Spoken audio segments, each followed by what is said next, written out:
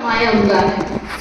अपने जितने भी धर्म ग्रंथ बने हुए हैं भारत के अंदर, उसमें ओम शब्द जरूर आता है और शांति। तो ओम माना मैं आत्मा हूं, मैं एक आत्मा हूं जो इस शरीर के अंदर विराजमान होके इस सृष्टि रंगमंच पर अपना पार्ट बजा रहे हैं। लेकिन मुझ आत्मा का जो नेचर है वो एकदम शांति वाला है। शांति कहीं बाहर नहीं है, हमारे अंदर ही है।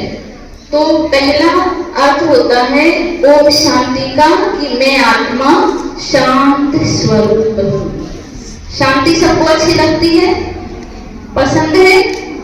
किसको पसंद है शांति? बस। और इतने सब क्या करेंगे फिर? ये सब क्या करेंगे? ये शोर करेंगे। तो आज शोर वाला तो सिस्टम ही नहीं है, आज तो ओम शांति का कार्यक्रम है। पहला अर्थ मैं आत्मा शांत स्वरूप हूं। ठीक है, ठीक है। मैं सबको देख पा रही हूँ, इसीलिए सब बहुत प्यार से सुनना। ठीक है। दूसरा अर्थ होता है कि मैं आत्मा का जो पिता है परमात्मा शिव, वो शांति का सागर है और हम सब उनकी संतान हैं। मानते हैं ना सभी? हम सबका एक ही पिता है, वो है प्रेम का सागर, शांति का सागर, परमात्मा शिव। सबका अपना अपना इष्ट हो सकता है, लेकिन जो शिव है वो पूरे सृष्टि का एक बीज है। तो वो शांति का सागर मेरा पिता है। तीसरा अर्थ होता है कि मैं आत्मा का जो परमानेंट घर है वो है शांति धाम, जहां से हम इस संसार में आए हैं अपना पार्ट प्ले करने। ठीक है। तो ये ओम शांति के तीन अर्थ हैं। तो ये ओम शांति जो बोला, ये एक महामंत्र है जिसे हम सभी को अपने जीवन में धारण करना चाहिए। ठीक है, ठीक है। दूसरा बात, इस बैनर का जो सब्जेक्ट है वो है संगम, गौरवपूर्ण वृद्धावस्था एवं सम्मानित जीवन। अभी इस बैनर के अनुसार हमें ये प्रोग्राम करने की जरूरत क्यों पड़ रही है? क्योंकि युवा शक्ति जो है, चाहे वो भाई हो चाहे वो बहने हैं, हमारे बुजुर्गों के साथ उनका तालमेल सही नहीं है। ठीक है, सभी ध्यान से सुन रहे हैं? अभी मैं सबसे पूछूंगी, ठीक है?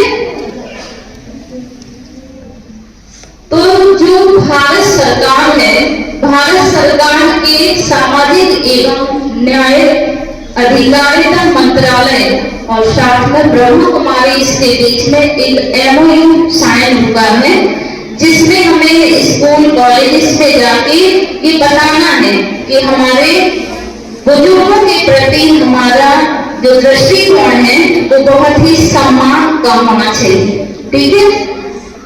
अब हम आते हैं यहाँ पर कि आप सभी जब स्कूल में आते हैं तो स्कूल में सबसे पहले क्या करते हैं?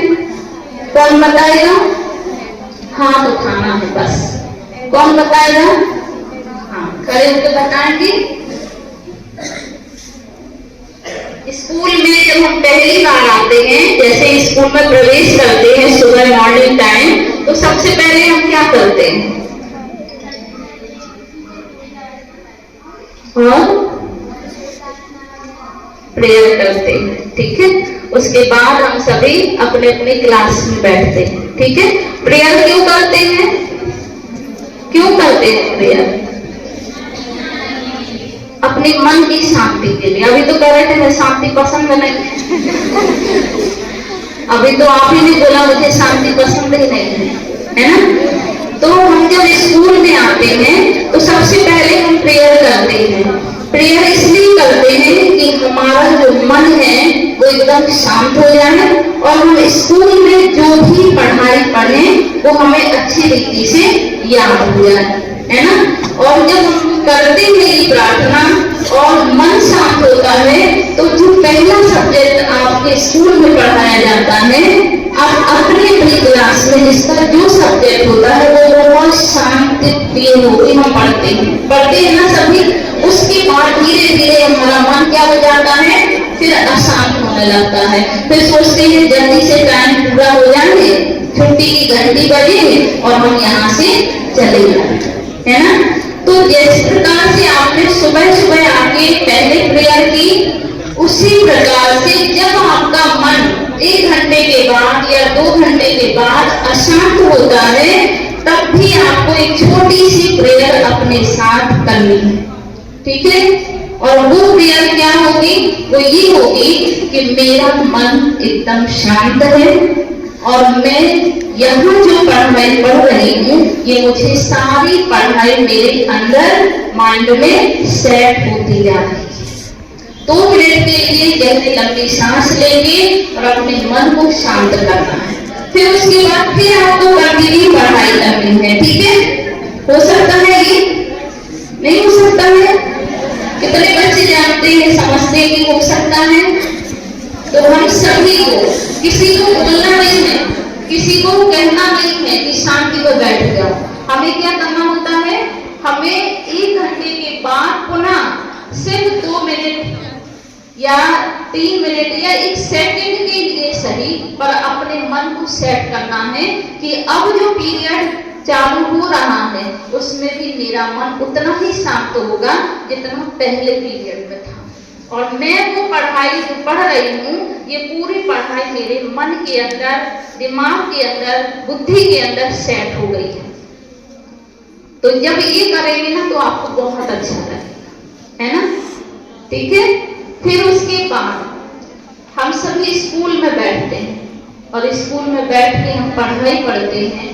पढ़ाई के साथ साथ हमें जरूरत क्या होती है, हमारा दिमाग, हमारा फोकस सिर्फ इसलिए होता है कि हम बहुत अच्छे नंबरों से पास हो जाएं, बस। उसके अलावा हमें और कुछ नहीं दिखाई देता, होता है ना। हमें लगता है हम इतना पढ़ ले कि बस पास हो जाए, फर्स्ट डिवीजन में आ जाए, है ना। तो हम क्या करते हैं, मेहनत, फोकस पढ़ाई पर, परंतु फिर भी हमारा मन पढ़ाई में नहीं लगता है, ऐसा होता है। कितने बच्चे हैं जिनका 2-2.5 घंटे पढ़ने के बाद मन उब जाता है, कितने बच्चे? सबका? हाँ, अपने लिए ताली बजानी, ताली क्यों बजाए? अच्छा लगा क्या आपको? हाँ, ठीक है। अभी हमें क्या करना है, स्कूल में आजकल स्कूल कैसे कहा जाता है तो लोग अच्छी बिल्डिंगें देखते हैं, जहाँ पर अच्छी बिल्डिंग हो, अच्छी फीस हो, अच्छी स्कूल की बस हो, है ना, उसको हम अच्छी स्कूल कहते हैं। और जब हम स्कूलों में मिलते हैं बच्चे शांत, ठीक है। जब हम स्कूल में जाते हैं तो स्कूल में हम क्या करते हैं, बैठते हैं, फोकस नंबरों पर है, पढ़ाई में मन नहीं भी लग रहा है तो भी हमें पढ़ना जरूरी है। छोटे छोटे प्रयासों से हम बड़ी बड़ी मंजिल तक पहुंच सकते हैं, बस जरूरत है उसे सेट करने की। माइंड सेट करना बहुत ज्यादा जरूरी है, ठीक है। अब जिस प्रकार से ये ये हमारे सामने डेस्क रखे, टेबल रखे, इसके 4 पैर मजबूत हैं तभी ये टेबल यहाँ पे रखी हुई है ना। अगर इसका एक भी पैर थोड़ा सा भी ढीला होता तो ये टेबल अनबैलेंस हो जाती है ना। उसी प्रकार से स्टूडेंट लाइफ में भी 4 पिलर्स होते हैं। वो 4 पिलर्स कौन से हैं? तो पहला है IQ, ठीक है। IQ माना इंटेलिजेंट पर्सन, माना हम क्या करते हैं, हमें ये लगता है हम पढ़ के बहुत ज्यादा होशियार हो जाए, इंटेलिजेंट बन जाए, होशियार हो जाए। और जितना इंटेलिजेंट बनते हैं, इंटेलिजेंट के साथ साथ हमारे अंदर ईगो भी आ जाता है। हमें लगता हम ही ज्यादा होशियार है, हमारे से ज्यादा होशियार कोई नहीं है। तो ये पहला पिलर है जिसमें ज्यादा ध्यान देते हैं। लेकिन उसके साथ साथ एक दूसरा पिलर भी है, वो है EQ, इमोशनल क्वेश्चन। EQ माना इमोशनल क्वेश्चन, माना हमें अपनी भावनाओं को भी समझना है। हमारे अंदर भावनाएं होना चाहिए देश के प्रति, राष्ट्र के प्रति, स्कूल के प्रति, शिक्षक के प्रति और अपने माता पिता के प्रति। भावनाएं शून्य होती जा रही है। पढ़ाई में तो भले हम आगे बढ़ते जा रहे हैं, लेकिन हमारे अंदर भावना नहीं है, ना देश के प्रति, ना परिवार के प्रति और ना स्कूल के प्रति, ना अपने आप के प्रति। अपना जीवन भी, उसकी वैल्यू भी समझते हैं। ये student life is the best life. इसी लाइफ में हम अपना इतिहास सुनहरे अक्षरों से गढ़ सकते हैं। वो पावर मेरे पास होती है, लेकिन हमें यूं ही इधर उधर गपशप, सहेली, ये वो, मोबाइल, इन सारी चीजों में अपना टाइम वेस्ट कर रहे हैं। तो EQ भी जरूरी है, IQ के साथ EQ। फिर आता है MQ। MQ माना मोरल वैल्यूज, ठीक है। MQ माना मोरल वैल्यूज। आज मोरल वैल्यूज कहाँ है? हम स्कूलों में, कई स्कूलों में हम गए हैं और हमने कई स्कूलों में बहुत सारे प्रोग्राम्स किए हैं। हमारे शिक्षक बोले हमारा स्कूल बिल्कुल टॉप में रहता है, नंबर 1 रहता है, यहाँ के बच्चे बहुत अच्छा रिजल्ट लाते हैं। मैंने कहा अच्छी बात है, ये तो बहुत ही अच्छी बात है। और मैं ये आपके लिए भी कह रही हूँ कि आपका स्कूल भी नंबर 1 स्कूल है कि नहीं है? यहाँ का स्टाफ, यहाँ की पढ़ाई, यहाँ की व्यवस्थाएं सब बहुत अच्छी है कि नहीं है? और आप सब भी बहुत अच्छे हैं।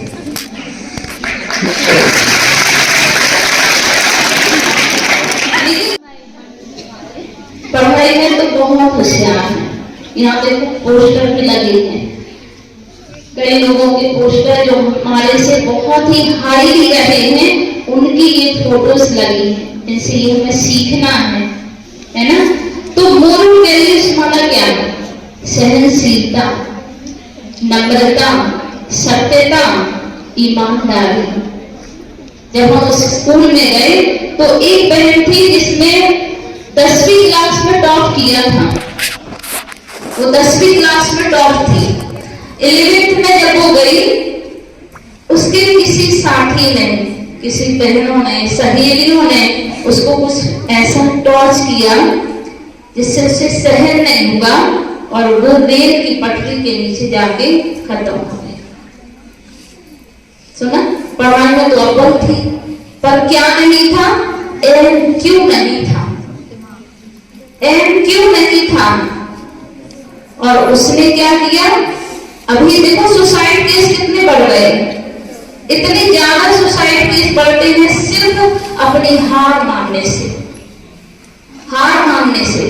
तो कभी अगर हमारी हार या जीत होती भी है तो ये कोई अंत नहीं है, हम शुरुआत कर सकते हैं। टाइम है हमारे पास, एनर्जी है हमारे पास, समय है हमारे पास, माता पिता हमारे सपोर्टिव हैं, हम कर सकते हैं। लेकिन हम हार मान जाते हैं और फिर ये गलत कदम उठाते हैं। और जब हम ये गलत कदम उठाते हैं तब आपको पता नहीं है कि आप तो चले गए, पर आपके माता पिता के पर क्या बीता। मोरल वैल्यूज ज्यादा जरूरी है। पढ़ाई के साथ साथ व्यवहारिक ज्ञान भी जरूरी है।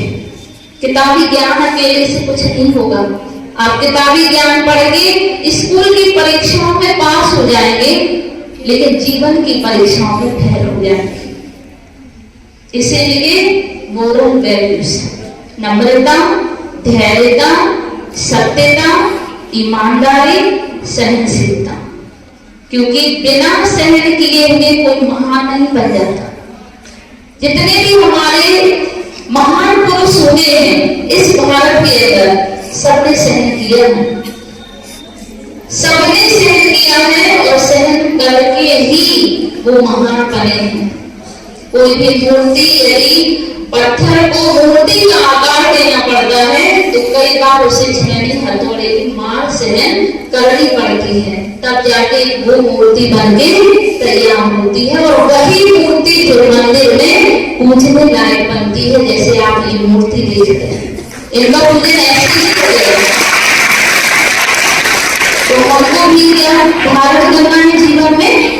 सहनशीलता, नम्रता, धैर्यता, ये जीवन में जरूरी है। तभी हम अपने समाज की, परिवार की और हर परिस्थिति में अपने आप को सफल बना सकते हैं। चौथा पिलर क्या है? एसक्यू। एसक्यू माना स्पिरिचुअलिटी, अध्यात्मता। अध्यात्म से लोग डरते हैं, लेकिन हमारे स्वामी विवेकानंद जी, जिन्होंने अपने जीवन में अध्यात्म को शामिल किया।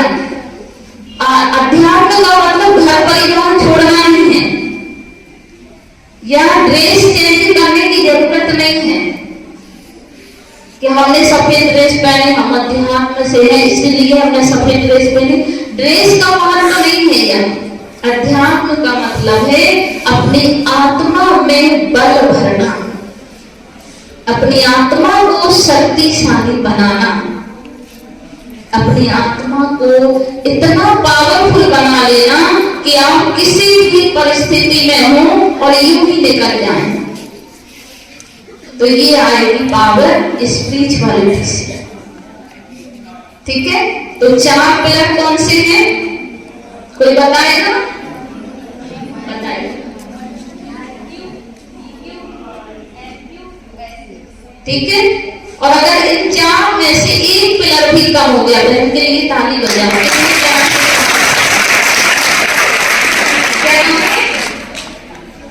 कौन सी क्लास से? 11th से। पढ़ाई में फोकस है, इसलिए उन्होंने एक बार सुना और बता भी दिया। आप में से कोई बताएगा? पीछे बहन, इस लाइन में पीछे सुना है ना आपने? इसीलिए इससे पता चलता है कि हमारा माइंड कितना सेट है।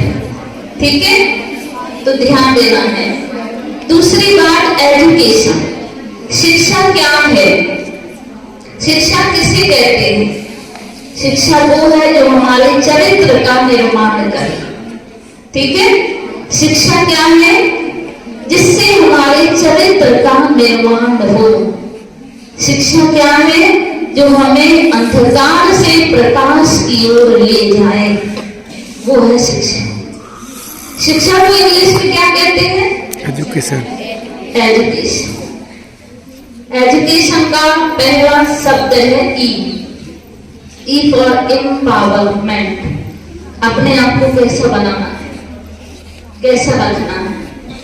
एम्पावर।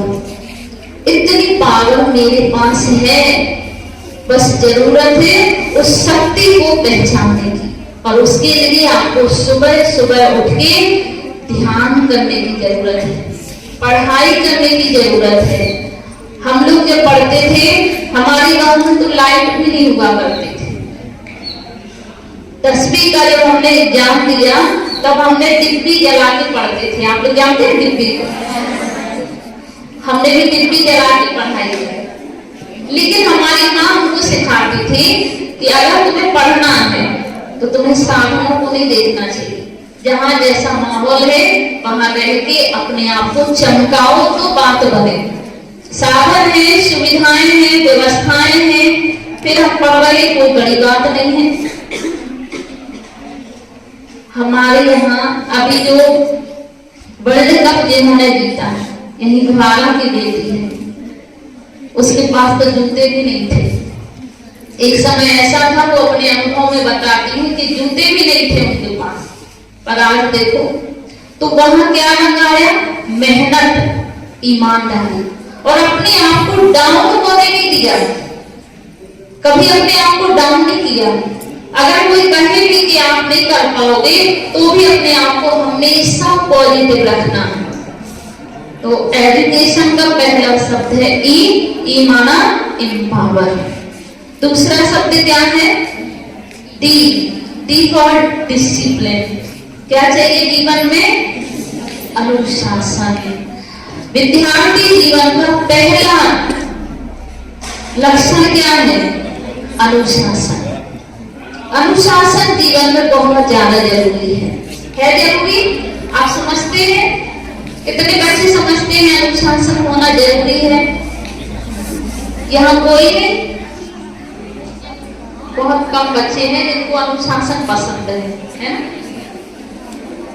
आप लोग नहीं उठाएंगे? हाँ, अनुशासन हमारे जीवन का एक अभिन्न अंग है, और आज यदि आप अनुशासन में रहेंगे तो सारी जिंदगी आपको मेहनत नहीं करनी पड़ेगी। समझ में आया? तो दूसरा शब्द है डी फॉर डिसिप्लिन। सभी बोलेंगे डी फॉर डिसिप्लिन। अभी मिलकर बहुत प्यार से सुनते जाना है, ठीक है? तो डिसिप्लिन हमें किस में चाहिए? अपने पूरी कर्मेंद्रियों पर कंट्रोल। पूरी कर्मेंद्रियों पर कंट्रोल चाहिए। समझ में आया? ऐसे नहीं आंखों को जो पसंद है वो देख रहे हैं, कानों को जो पसंद है वो सुन रहे हैं, मुख को जो पसंद है वो बोल रहे हैं, हाथों को जो पसंद वो कर रहे हैं। डिसिप्लिन, हमारी पूरी कर्मेंद्रियां हमारे कंट्रोल में रहें, हमारी अनुशासन में चले, ठीक है? डी की बात क्या है?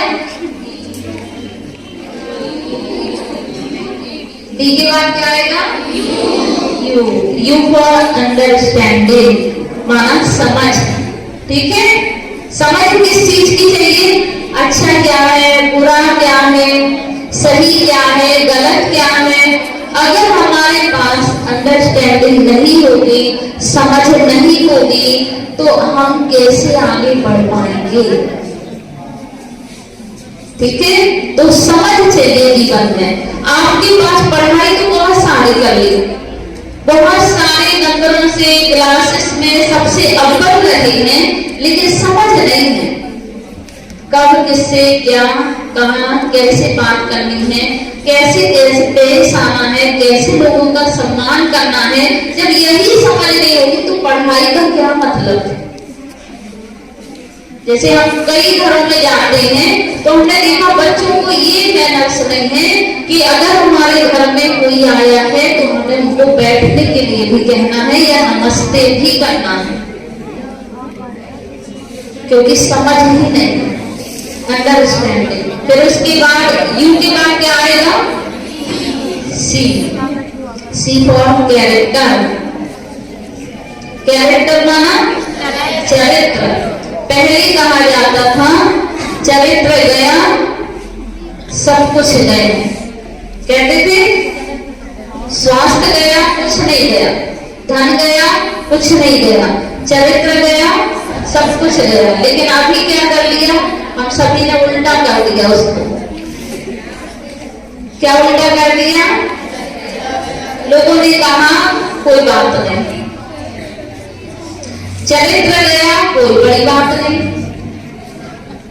स्वास्थ्य गया कोई बड़ी बात नहीं, धन गया। कर लिया ना सबने उल्टा? सबने उल्टा किया।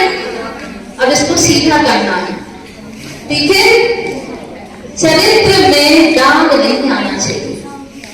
चाहे भूख मरना पड़े, प्यासे रहना पड़े, लेकिन चरित्र में दाग नहीं आना चाहिए, क्योंकि चरित्र गया तो सब कुछ गया। भारत में सबसे ज्यादा चरित्र की गरीबी है, आज छोटे छोटे बच्चों के साथ भी गलत हो रहा है। आज भारत में जितने भी बड़े बड़े क्राइम हो रहे हैं, कोई अनपढ़ गवाह लोग नहीं कर रहे, सब पढ़े लिखे लोग कर रहे हैं। अस्पताल भरे पड़े हैं, जेल भरे पड़े हैं, पुलिस थाने भरे पड़े हैं, चोरी डकैतियां बराबर हो रही हैं, रेप केस बराबर हो रहे हैं। कौन कर रहा है? बम ब्लास्ट हो रहे हैं कि कौन कर रहा है? सब पढ़े लिखे। ऐसी पढ़ाई की किस काम की जिससे हमारा चरित्र गिर जाए? तो सी फॉर कैरेक्टर, इसको हमें बचाना है। सी के बाद क्या आएगा? A for attitude. एटीट्यूड माना दृष्टिकोण। हमारा दृष्टिकोण कैसा होना चाहिए? नेगेटिव या पॉजिटिव? हर चीज में हमको पॉजिटिव है, हर चीज में हमारा दृष्टिकोण सकारात्मक रहे, पॉजिटिव रहे, और उसके लिए उसकी जिम्मेवारी सिर्फ मेरी है। ये मुझे और कोई नहीं सिखाएगा, ये मुझे खुद सीखना पड़ेगा। सीखना पड़ेगा ना कि कोई और आके हमको बताएगा सही क्या है गलत क्या है, क्या आप इतना नहीं जानते हैं? तो मेरा दृष्टिकोण सकारात्मक होना चाहिए, ठीक है। फिर उसके बाद क्या आएगा? क्या आएगा? ए के बाद क्या आएगा? आगे टी बोल रहे हैं, आगे सी बोल रहे हैं, मैं क्या बोल रही हूँ? T for tolerance. टॉलरेंस माना सहनशीलता, सहन करना, ठीक है। ये एजुकेशन का ही शब्द है। एजुकेशन माना क्या? चरित्र का निर्माण करना। अगर आप एक शब्द को उठा के पढ़ेंगे तो आपका जीवन बन जाएगा। टॉलरेंस माना सहन करना। पढ़ाई लिखाई बहुत कर ली, नंबरों से अच्छे पास हो गए, बड़ी बड़ी डिग्रियां हासिल कर ली, बड़े बड़े मुकाम हासिल कर लिए, लेकिन सहनशीलता नहीं। कितनी सुसाइड केस बढ़ गए क्योंकि सहनशीलता नहीं। तो टॉलरेंस भी ज्यादा जरूरी है। टी के बाद क्या आएगा? आएगी इंटीग्रिटी। इंटीग्रिटी, एक मुद्दा, एकता। एक ने कहा, दूसरे ने माना, इसमें कुछ भी है, वो कुछ बोल रहा है, हम कुछ कर रहे हैं, संगठन ही नहीं। आप एक उंगली से सहयोग की एक उंगली, इससे बोला जाए एक लड्डू बना दो, ये बना पाएगी? एक लड्डू बनाने के लिए भी क्या चाहिए? पूरा 5 उंगलियों का संगठन चाहिए, तब जाके एक सुंदर मीठा सा लड्डू बनेगा। मुंह में पानी तो नहीं आया? मैंने कभी लड्डू लेके नहीं आए, ठीक है। तो क्या चाहिए हमें? हमारे अंदर एकता होना चाहिए। आगे की बात क्या आएगा? ओप्टिमिस्ट माना आशावादी। आशावादी हमेशा रहे। जैसे एक भाई था, गंजा था वो, लेकिन जेब में हमेशा दम ही रखता था। गंजा नहीं था पर जेब में दम ही रखता था। क्यों? उसे आशा थी कि कभी ना कभी बाल मेरे आ जाएंगे। तो मुझे भी क्या करना है? आशावादी रहना है। आज नहीं तो कल जीत मेरी ही है, मैं ही हूँ कुछ कर पाऊंगी। और कोई पल नहीं है, ताकत नहीं है, वो पावर मेरे पास है। आज नहीं हुआ तो कोई बात नहीं, कल हो जाएगा, पर मुझे निराश नहीं होना है, ठीक है। क्या बन के रहना है? आशावादी, हमेशा आशावादी। उसके बाद कौन सा शब्द आया? नोबेलिटी माना सज्जनता। सज्जनता माना जो शांत है, जो प्रेम से रहते हैं, जो बहुत प्यार से एक दूसरे से मिलते हैं, वो सज्जनता है। उसे हमें अपने जीवन में धारण करना है। करेंगे सभी? कौन कहता हम कर लेंगे? इतना सब सुनाने के बाद 4 हाथ उठेंगे, 5 उठेंगे, 10 उठेंगे, और ये आगे वाली लाइन नहीं कर पाएंगे क्या? एजुकेशन के कितने अर्थ बता दिए? E for empower, D for discipline, C for सही बोला? अब आगे देखो, ये है आपका माइंड सेट। मैंने तो सब पढ़ा दिया, मैंने सब पढ़ा दिया, और आपने क्या किया उसको? आप पता चला आपके दिमाग का जो कंसंट्रेशन है वो कैसा है।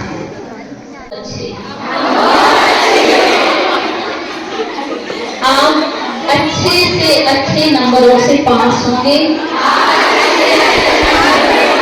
आप ऐसी फीलिंग लाएंगे अपने अंदर, वैसे ही होगा, है ना? आप बहुत प्यार से बोलेंगे तो रिस्पॉन्स भी आपको बहुत प्यार से मिलेगा, और वो आपको सफल भी बनाएगा। इसलिए फीलिंग्स के साथ बोलना, मजाक के साथ में, हंसी के तौर पे नहीं, ठीक है? अभी बोले सर, आप बहुत अच्छे हैं, आप बहुत महान हैं, आप हमेशा आगे बढ़ते रहें, मेरी शुभकामना है, आप पढ़ाई में बहुत अच्छे नंबरों से पास हो जाएं, आप स्कूल का नाम रोशन करें, आप अपने माता पिता का नाम रोशन करें, अपने देश का नाम रोशन करें, ये मेरी शुभकामना है। आप हमेशा स्वस्थ रहें, सुखी रहें। अब गले लगाओ।